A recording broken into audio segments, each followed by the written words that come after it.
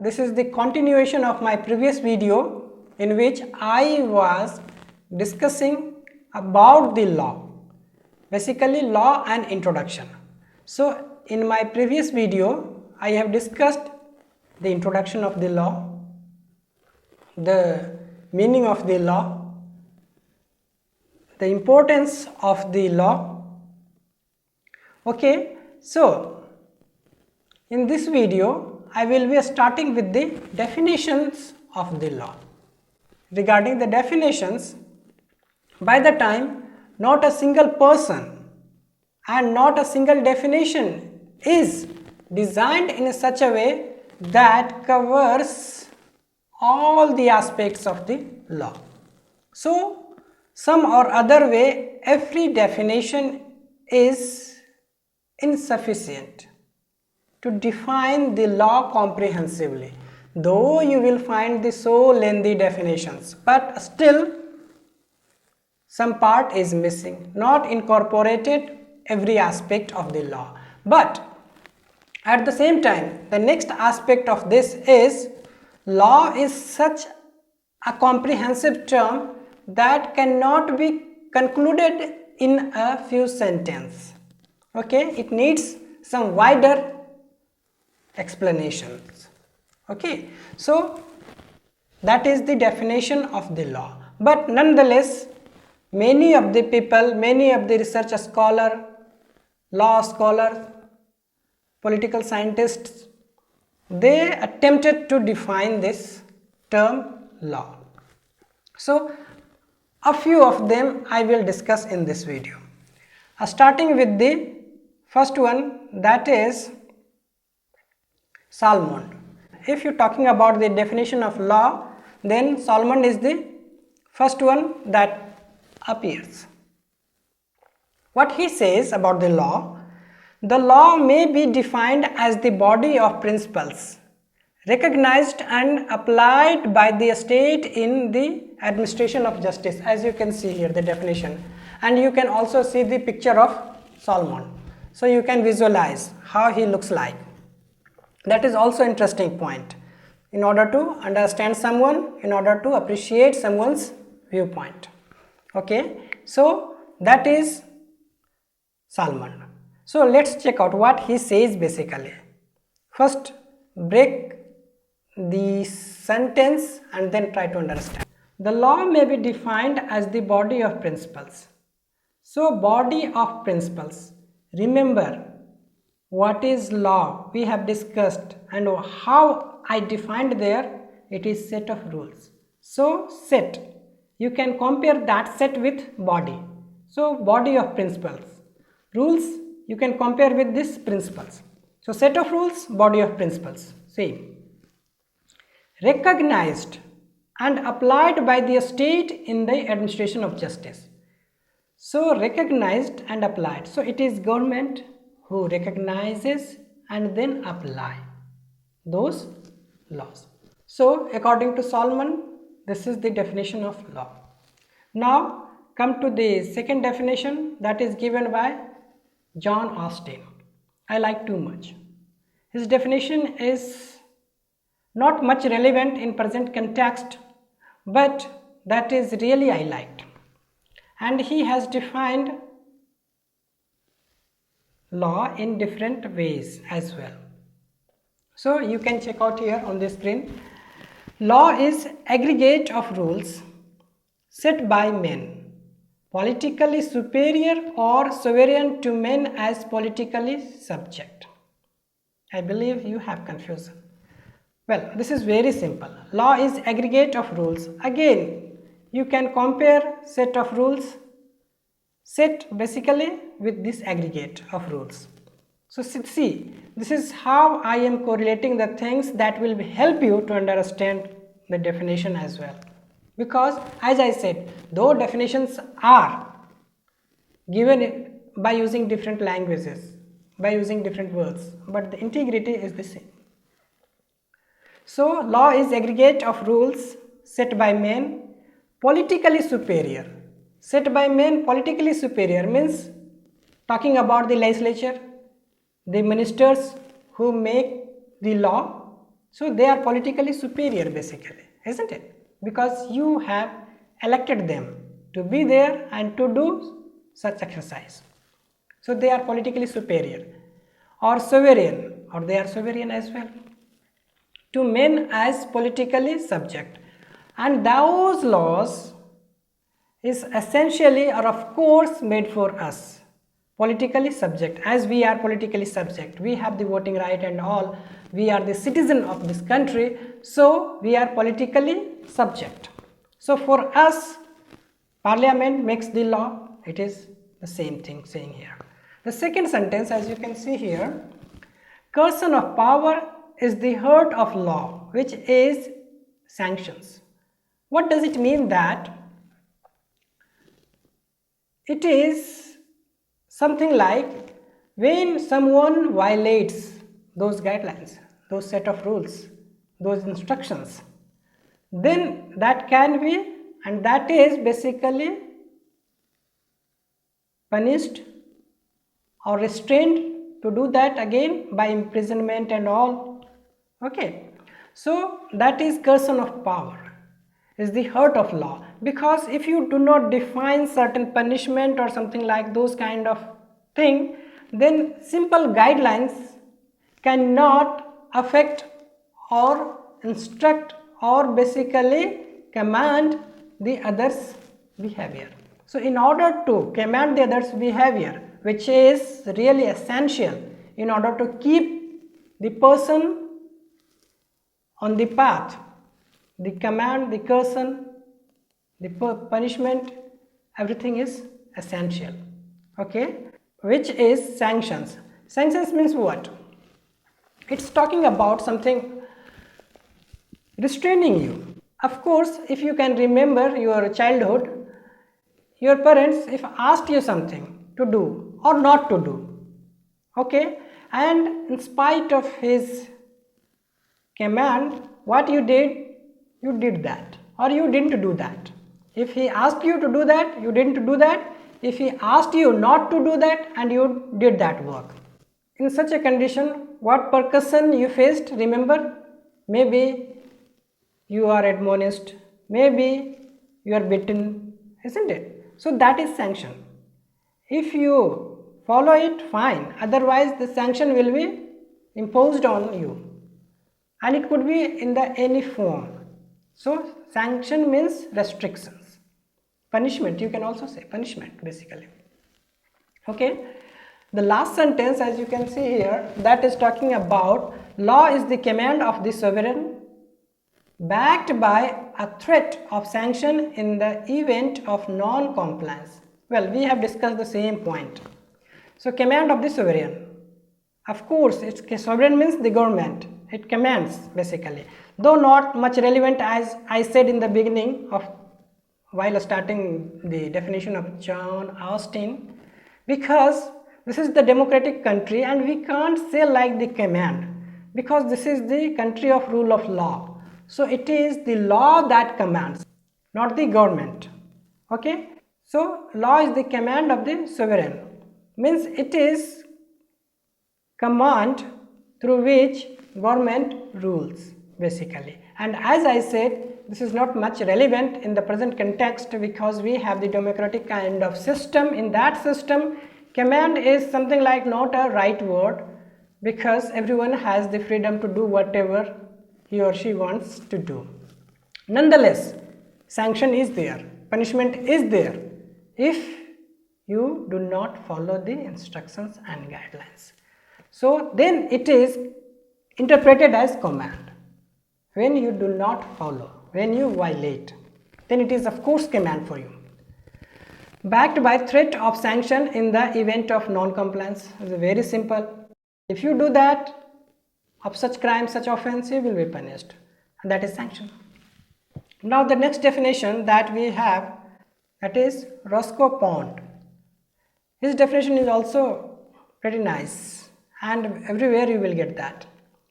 What he says, law is social engineering, which means a balance between the competing interests in society in which applied science are used for resolving individual and social problems. See, how the language of the definition changed over a period in time. It is something like democratic in nature. This definition, as I said, he didn't use the word command, isn't it? It's a social engineering. So the law is made, if you remember the social contract theory, talking about we made the things, the rules and guidelines for not to command us, rather for the mutual benefit, to just provide protection to each other, to protect each other's right, freedom and all. So again perspective changes, not to rule something, okay. So in order to provide the security, to ensure security of everyone in the society. So that is basically talking about the social engineering, which means a balance, creating the balance, because if someone violates someone else's right, then it is violation of the, or not violation in this context, it is something like disturbance in that social engineering setup, isn't it? So it is defined to protect the interest of society at large, and also as saying that resolving the individual and social problems. So whatever the problems of any sort, like see, even you can see the kind of problem that there is water scarcity in your society, road is damaged badly. These are also the problems, and you have the right to complain the local government, the municipality and all regarding all those things, so that you are not getting the basic facilities. So that is talking about, again, that is social problems. So all those things, it's not always at individual level, rather it is also at larger scale. The next and the last definition that I included, otherwise there are dozens of definitions not possible and not relevant for this point in time to discuss, otherwise you will get confused and not remember anything. Nonetheless, the last one I am just incorporating here, that is the Dictionary of the History of Ideas, published by Scribners in 1973. This is the most recent one, you can say like that. It defines law as a legal system is the most explicit, institutionalized and complex mode of regulating human conduct. At the same time, it plays only one part in the congeries of rules which influence behavior, for social and moral rules of a less institutionalized kind are also of great importance. See, this is a sort of comprehensive definitions, what you observed in today's world. So it tried to incorporate all those things in reference to law. So again, let's break it and then try to understand. A legal system is the most explicit. So see, it is talking about its comprehensiveness and its distinctiveness. Institutionalized means there is institution like government. We have three institutions of such type, that is the executive, legislature and judiciary. So it is institutionalized because we have the institution. And complex, mode of regulating human conduct. Of course, it's not so simple. It is a complex process, and the regulations, everything, to conduct the, or basically to regulate the human conducts.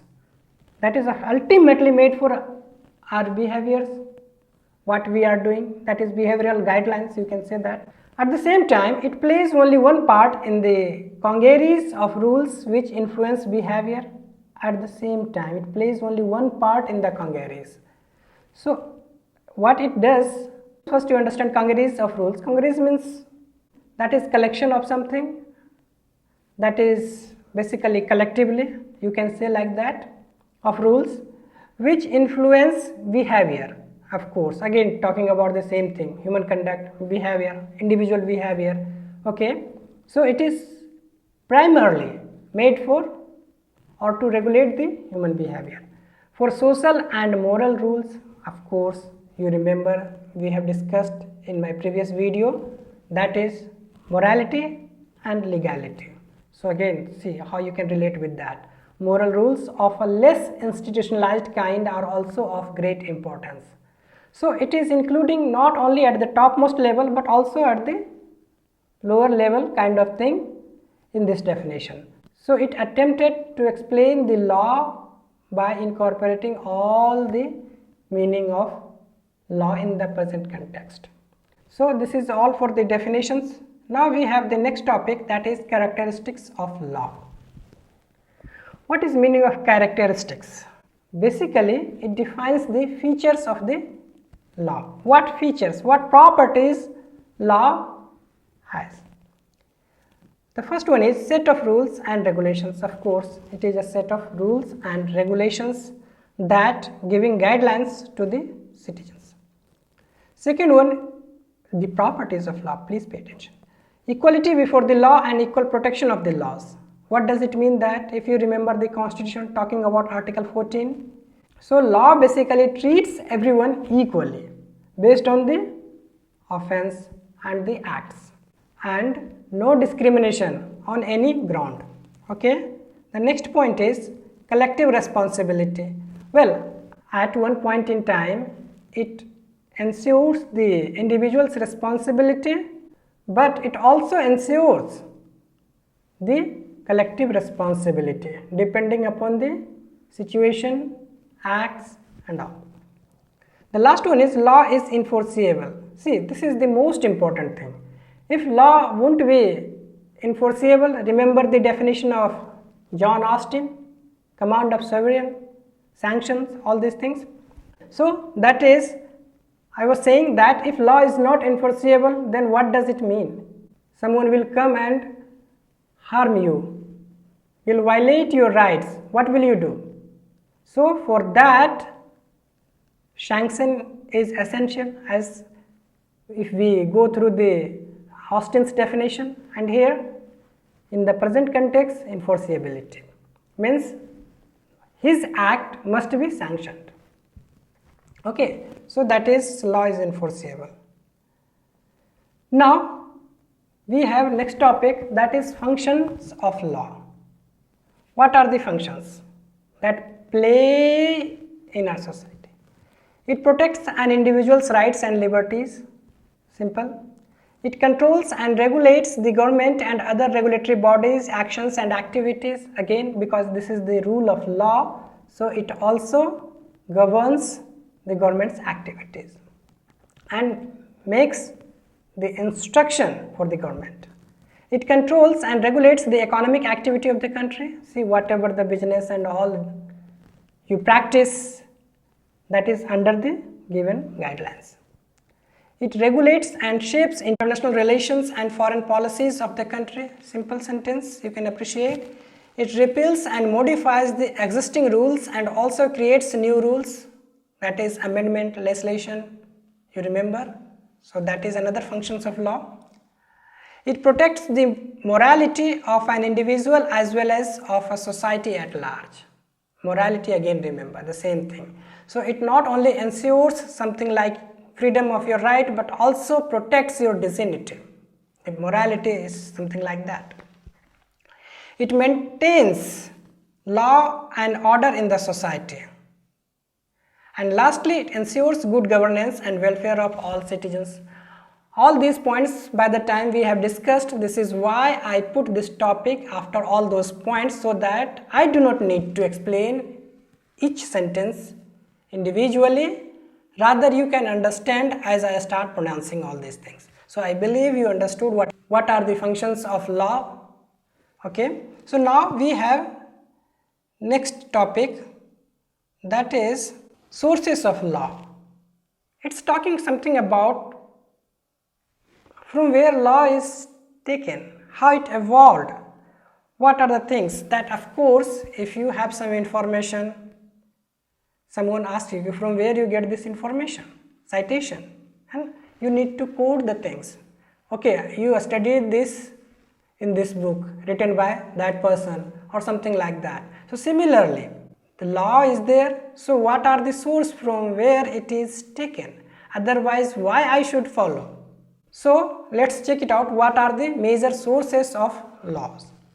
The first one is religious studies, second one customs, third one legislation, and the fourth one precedents, that is judicial decisions. So what does it mean all? Let's begin with the religious studies. It's talking about, and basically it begins with this religious studies. We have the scriptures and all, there are so many books giving the guidelines. If talking about the Hindu laws, then of course majority of the provisions taken from Manu Smriti. So that is religious studies, that one of the major sources of the law. Okay, Vedas are there, isn't it? So all those things comes under this heading, religious studies. Second one is customs. What is custom? First understand this. Custom is the practice, habit that we do in our life or basically in our everyday's life. And it cannot be something like said that today I start doing that become my custom. It has to be something like centuries old, accepted by the society at large. Okay, so we are practicing certain kind of acts, that is custom. Okay, and take example, our marriage ceremony, that is basically custom. So that is incorporated in the law, that is Hindu Marriage Act, isn't it? So that is the custom and the relation with the law. Okay, so that is the another source of law. Legislation, of course, in present context it is the most important, because legislature, you remember, parliament, law making bodies, they legislate, they make the law.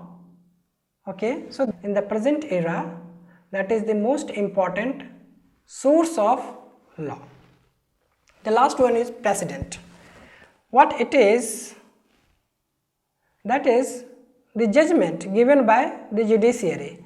So some of the things, some of the judgments become law. The precedent is equally valid under the judicial system, because in one case, if something is said by the Supreme Court essentially, then that instruction, that judgment need to be followed by all the lower courts. Okay, so that is again rule for all those lower courts. Likewise, we have four sources of law, that is religious studies, customs, legislations and precedents. Okay, so this is all for this video, because we have discussed so many points in this video, starting with the definitions of law, and then characteristics of law, and then functions of the law, and then sources of the law. Okay, so there are so many points. You just revise and watch it again and again, so that you can follow the next topics, because as in the beginning I said, there are so many points that I will be discussing in this video. So still a few points more to go, that is something like legal systems, classification of law and scope of law. So we have still 3 topics to discuss, that I will be discussing in my next video, that is part 3. In the meantime, you revise part 1, part 2 as well, so that if you understand all these things, only then you can appreciate the remaining 3. Okay, so it is something like in order. So in order to understand one, you need to understand the previous one. Okay, so this is all for this video. See you in next video, and with the expectation that you must have understood all those points and ready to understand the subsequent points.